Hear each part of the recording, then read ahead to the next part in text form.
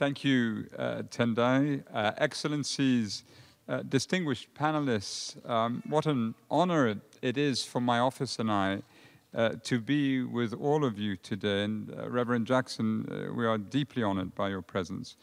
Colleagues and friends, no wind, rain, thunder, lightning, or snow would prevent us from being here today. And it is, to a certain extent, poetic, because the very element of struggle which defines this noble cause is even built into the weather and our coping with it later this afternoon as we catch our buses and subway back to our homes.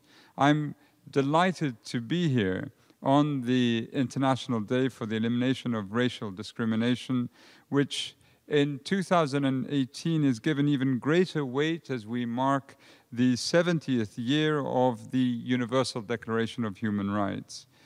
And across the world, despite the abolition of slavery and notwithstanding many victories over legalized segregation and new measures for inclusion and social justice, people of African descent continue to face racism and racial discrimination in a very broad range of circumstances.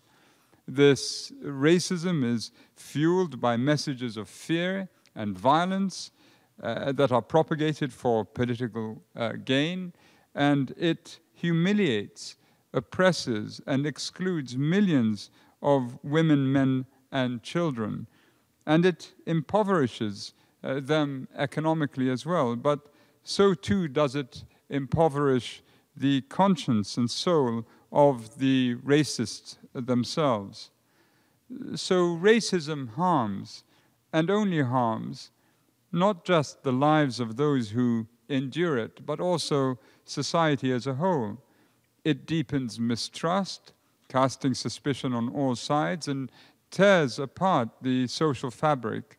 And by forcing back large numbers of people from realizing their potential, it hampers the economic development to be enjoyed by everyone.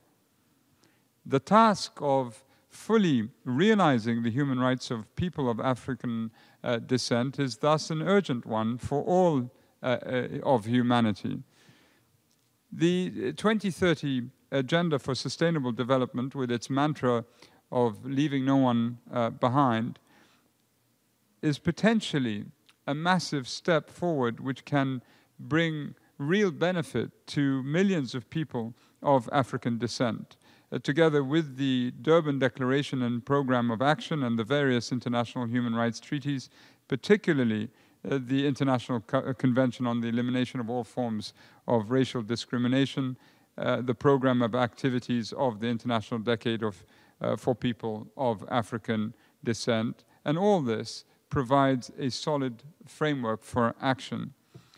The decade is about recognition, grasping the extent and depth of racism and racial discrimination faced by people of African descent, and giving much more visibility to their history, rich culture, and many achievements.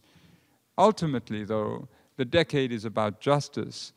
Law enforcement authorities around the world disproportionately use force against people of African descent, particularly young men, and racial profiling and other forms of discrimination are endemic. Equal access to justice and equal protection of the law at all stages of law enforcement are essential to ending racism.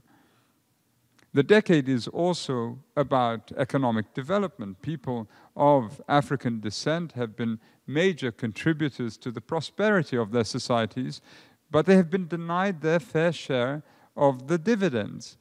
Men and women of African descent must be, therefore, active partners in determining development priorities and setting up development initiatives. I thank you for your attention, and I look forward to the conversation to come. Thank you so much.